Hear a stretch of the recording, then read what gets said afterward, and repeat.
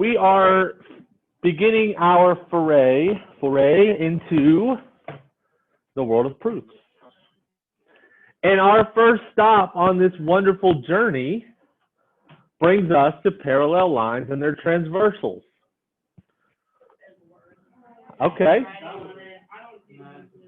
So, two lines are what if they are coplanar and do not intersect? Parallel. We know that word. So two lines are parallel if they are coplanar and do not intersect. What is coplanar?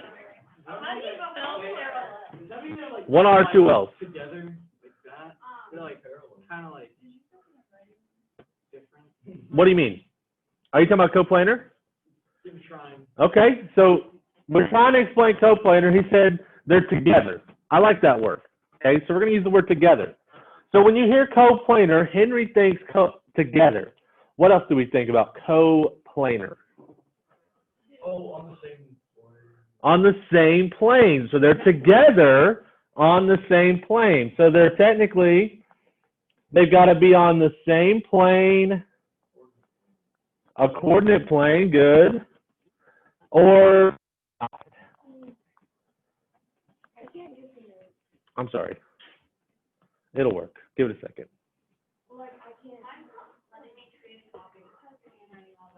That's the wrong one.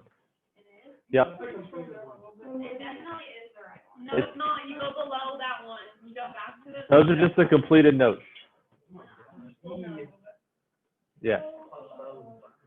Hostile work environment. All right. Now, I've got a new word for you guys. Lines that do not intersect, we always do those to be what? Parallel. But now, they don't intersect, and they're not on the same plane. Those are called skew lines.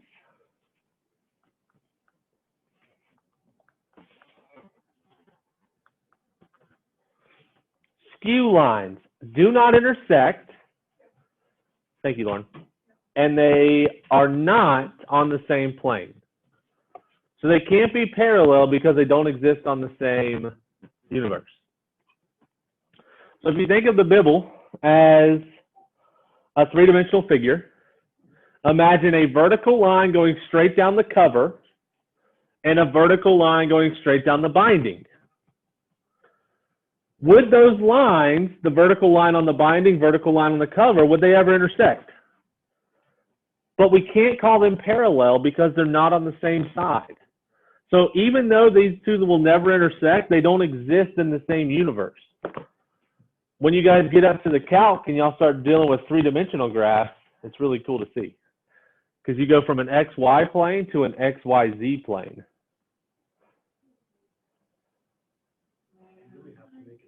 You do. What are two lines that intersect at a right angle? What do we call those?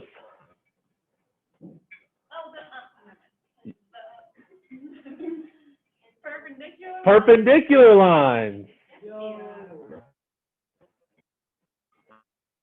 Perpendicular lines. Wrong, dummy. Perpendicular. Perpendicular lines intersect at a right angle. They form a T. Perpendicular lines, they've got a little shorthand, and it's just an upside down T. What about parallel lines? Does it have a shorthand? Of course, math teachers are lazy. Who knows the symbol for parallel? Anybody know it? It's two parallel lines.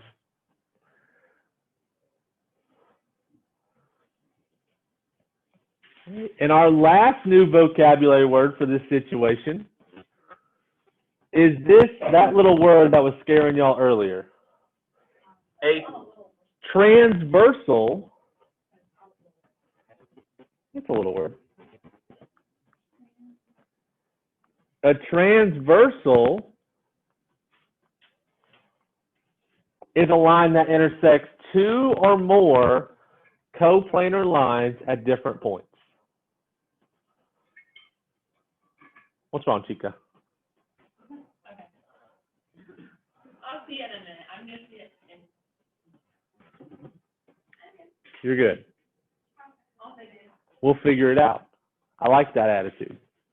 All right. So for today and tomorrow, we're going to be using these rules, postulates, and theorems. What's a postulate? It's a rule we accept. What's a theorem? What's a theory? An idea that what? A theory has to be what? Has to be tested. That would be close. A theory is something that has been tested to the point where we accept it as true, but what must be done?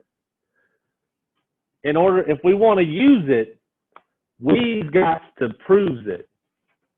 So if we're going to use a theorem, we got to prove why that theorem works. Let's not use the theorem. We do need to use the theorem one. There's a whole bunch of theorems in this unit.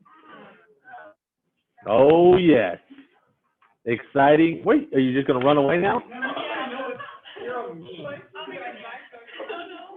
All right.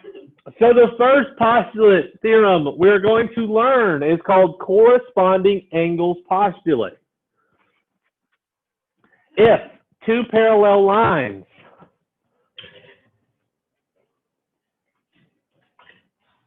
scissors, they like perfectly got in between the wheels. That's funny.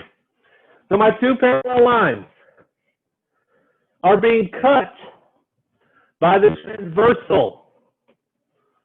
Parallel lines being cut by a transversal.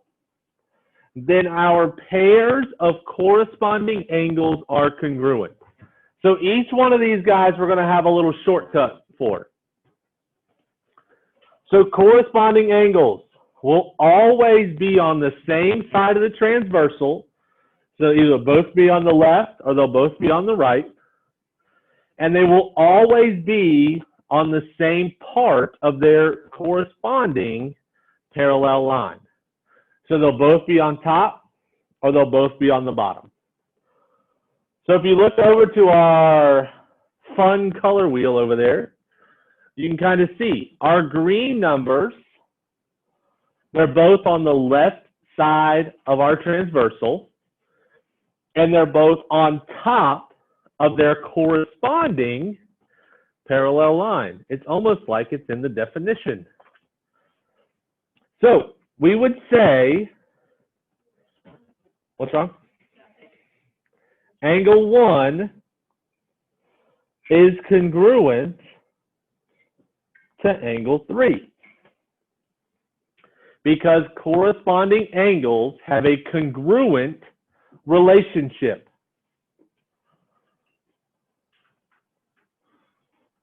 If I look at my blue angles, they're both on the right of the transversal and they're both on top of their corresponding parallel line.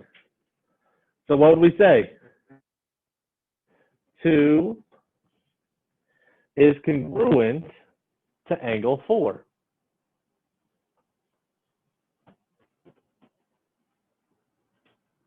For 5 and 6, they are both on the left of the transversal, and they are both below their corresponding parallel line. So mathematically, we would say 5 is congruent to angle 6. And then our final corresponding relationship,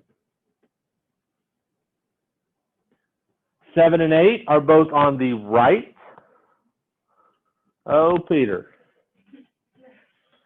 They're both on the right of the transversal. And they're both below the parallel line. So mathematically, what would we say? Absolutely. Angle 7 is congruent to angle 8. Look at that. You guys didn't even miss a beat. Take that, technology glitches. So that's our corresponding angles postulate. Always on the same side of the transversal, always on the same part of their corresponding parallel line. Y'all ready for the next one? No. Why not? I like that one. You like this one? That's very straightforward. If you like this one because it's straightforward, let me tell you about the alternate interior angles. Oh, yes. Alternate interior angles. Because it says theorem in it, and I mean, you have to prove it. We're going to use it to prove stuff in the future, yes. I don't like that one. All right. Two parallel lines being cut by a transversal. Then the pairs of alternate interior angles are congruent. So when we see the word alternate, I want you to think of the word opposite. Alternate opposite. It's going to be on the opposite sides of the transversal. So one on the left, one on the right, or one on the bottom, however our transversal is cutting. And these angles are inside, in between the interior. So if you're going to go inside of a house, you're inside of it, the interior of our parallel lines. Opposite sides of the transversal, inside our parallel lines. So if I look at the green angles, angle 1 and angle 3, they are on one is left, 3 is on the right, and they are between our parallel lines. This is all relationship.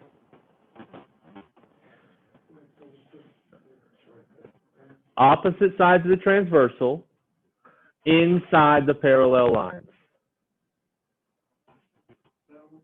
Opposite sides of the transversal, inside the parallel lines.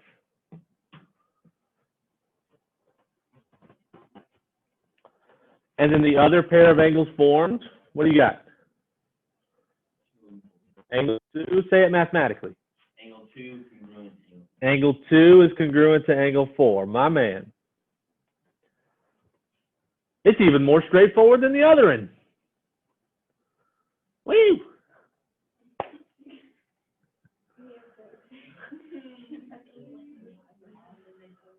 I'm not a fan of math. You want to know something that's even cooler about this one? What could it be? What could it be? If I draw the letter Z, the corners are my congruent angles. And if I draw a backward Z, the corners are the congruent angles. I don't know, it makes a Z. It's fun to see. I don't know, it's just something that helps me identify our situation. All right, don't write it down. You ain't got to if you don't want to. Wait, guys. Oh, wait, and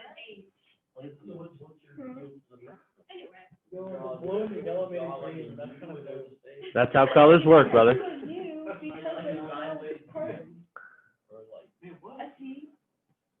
Nope, it's a Z, weirdos. Or an N. I'll give you an N. Why an N? I mean, if it's standing up. Oh. Oh, you could draw a U, I guess. N from that.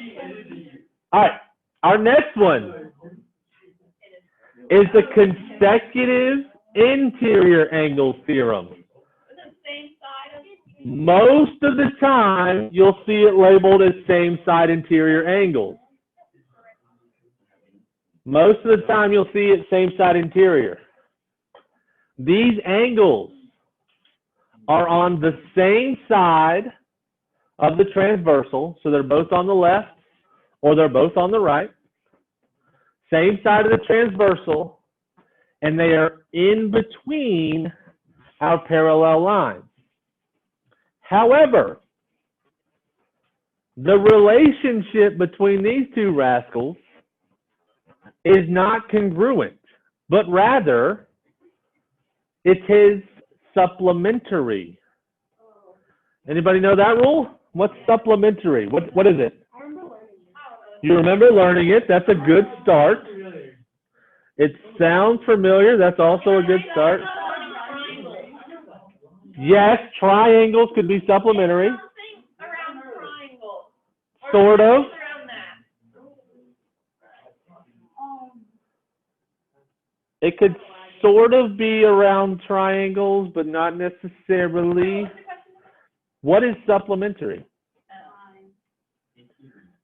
Hey, hey Siri. Oh, I can't. Oh, hold up.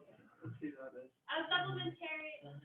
Oh, were you looking at Oh, it's that one? like 180 degrees. The sum, Yeah, that's into a triangle. Man, that's what technology. the sum, I mean, geometry is the study of triangles, and this is, Wait, really? Well, I did say. the sum is 180 degrees. Oh, I remember that. What does it mean to be the sum? Answer. Addition. So when I'm looking at my two pairs of consecutive interior or same side interior angles, angle 1 and angle 4 are supplementary. So mathematically, I would say the measure of angle 1 plus the measure of angle 4 equals 180. Oh, shoot. Are you committing those? Hey, that is not, we're talking about geometry, weirdo. So mathematically, how would I say 2 and 3 are related? That's not like the measure of two plus Measure of 2 my answer. Well, I did. plus the measure of 3 equals 180. So that is a supplementary relationship.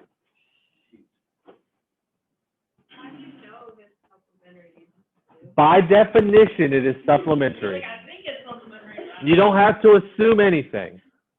By definition, same side interior angles are automatically 180 degrees.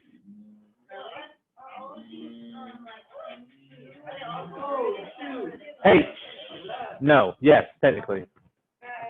The 4 you're going to use are all going to be congruent. Wait, what was the question? She said, is the same side interior the only one supplementary on this page? Yes. Wait, hold on. Don't move. So 3 and 4.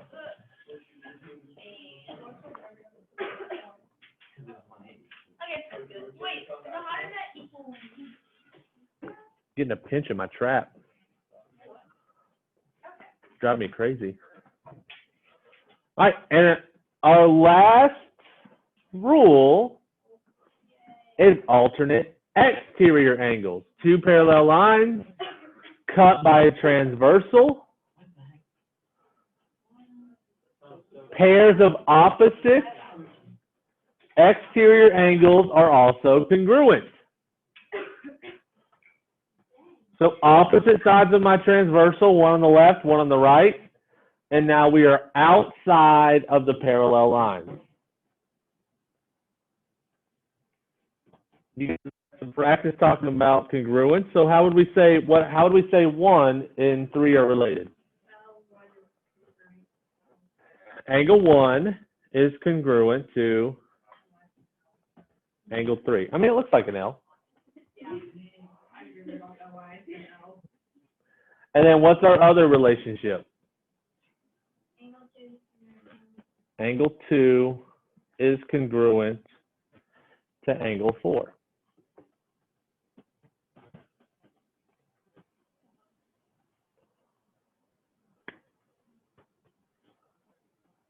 And then one of the last theorems we're going to talk about is the perpendicular angle theorem. If my transversal is perpendicular to one of my parallel lines, it must be perpendicular to the other. So if it's perpendicular to the top, it must also be perpendicular to the bottom.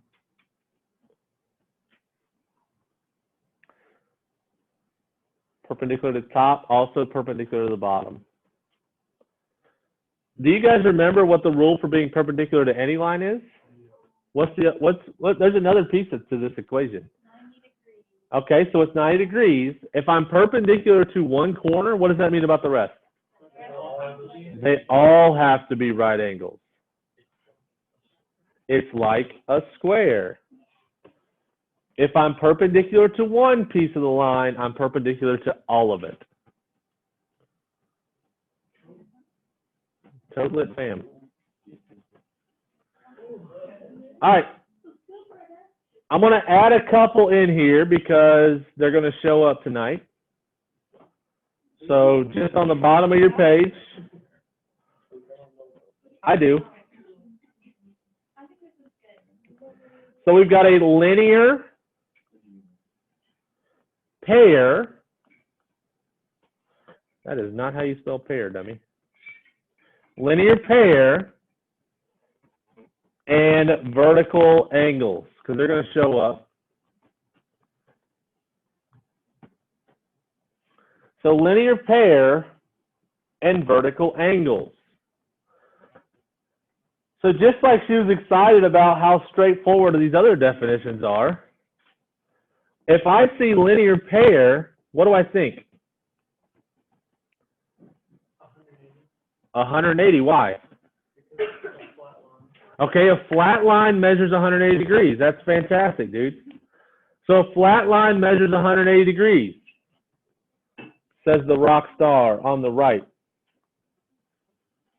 And if that 180 degrees is being cut by a transversal, what must be true about the two angles that have been formed? What must be true about angle 1 and angle 2? They are supplementary. They equal 180. So linear pair is a supplementary relationship. It's a fun word to spell, ain't it?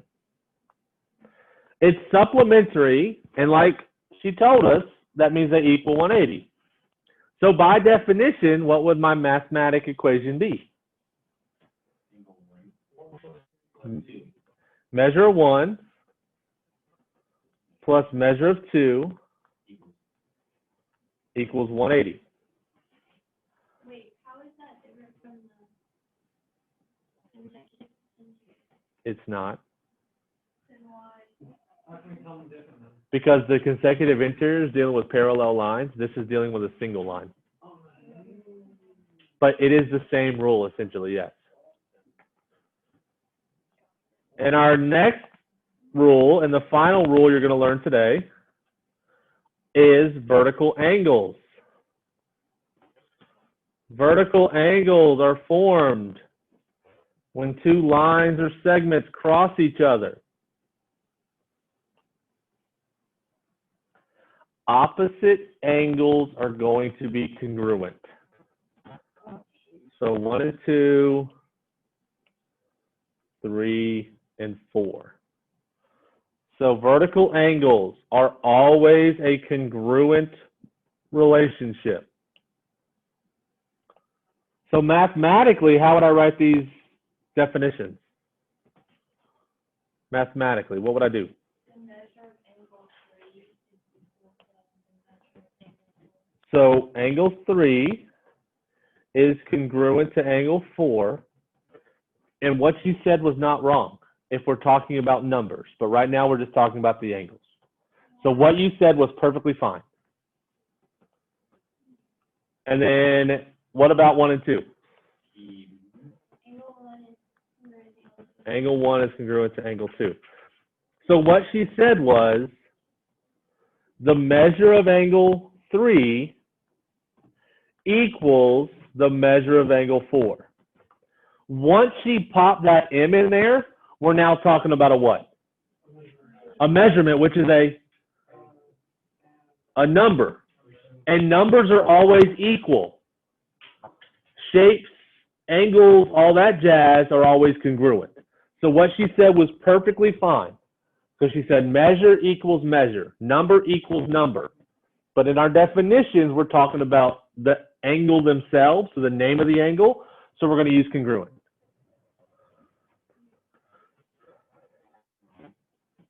All right, let's put it to the test. Let's do a couple examples, and then y'all can start your homework. Yeah. What?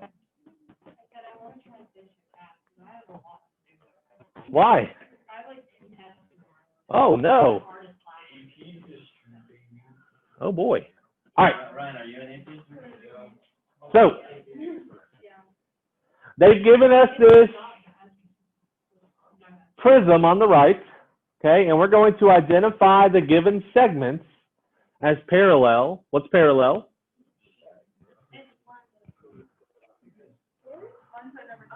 Lines that don't intersect and are on the same, they're coplanar. Skew, what's skew lines? They don't intersect, but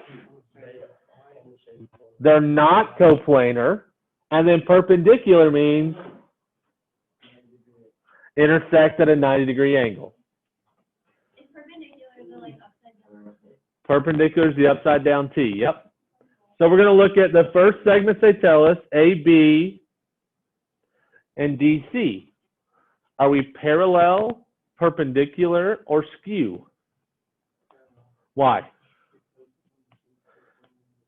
They're on the same side and they don't touch each other.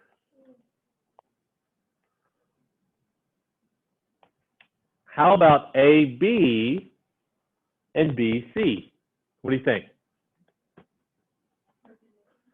Why? They create a T. Good. What about BF and FG? Tricky little rascals.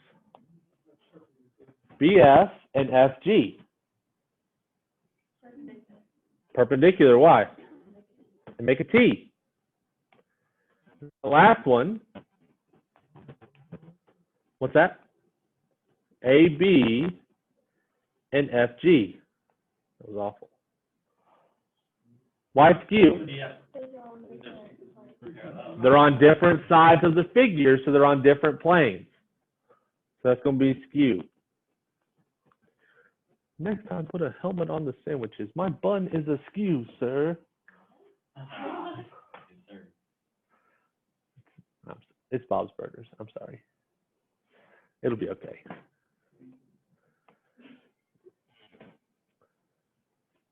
All right. Now we're going to last 6 questions. We're going to identify them as corresponding, alternate interior, alternate exterior, or consecutive. What's wrong? And remember, we'll see same side for consecutive interior. Consecutive interior. Right. So 3 and 7.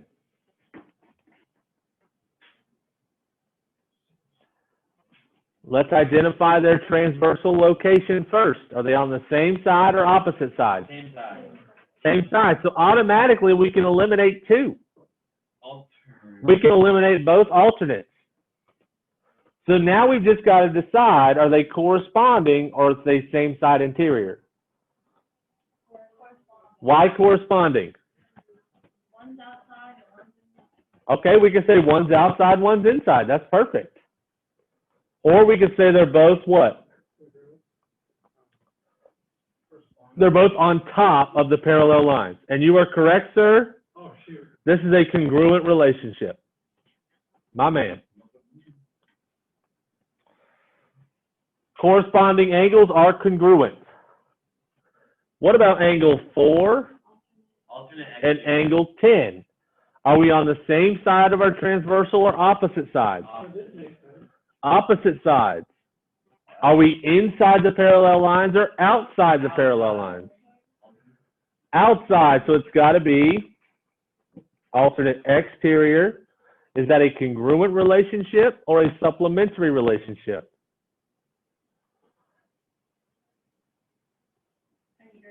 Congruent.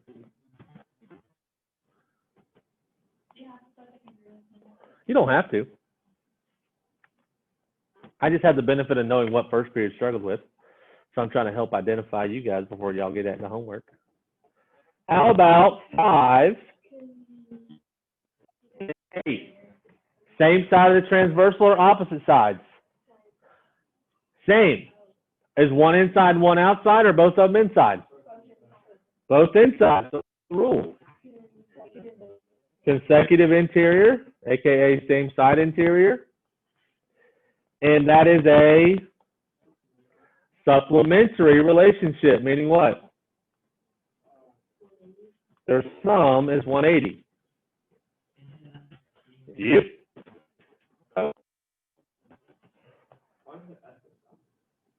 Same side interior. What about 8 and 6? Opposite sides of our transversal, inside our parallel lines.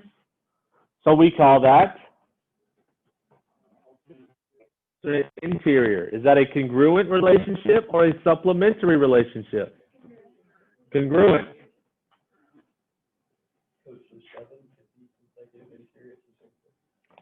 One more time. Yes, same side interior and consecutive interior, the same thing. All right, we've got 9 and 5. By the way, this is a test question and a quiz question. This right here. I'm just straight up with you. Same side of the transversal. Both one inside, one outside, or they're both on the bottom. We call that what? Can't write in highlighter, dummy.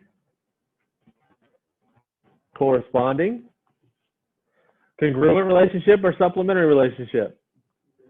Congruent, which means the angles are the same, they're equal. In our last one, oh, Peter, 5, 7. Opposite sides of our transversal, inside of our parallel lines, alternate interior. Congruent relationship or supplementary relationship? Which one?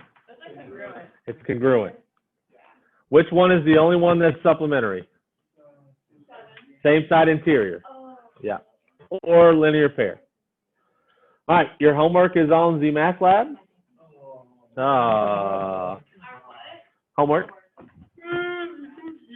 on my math lab.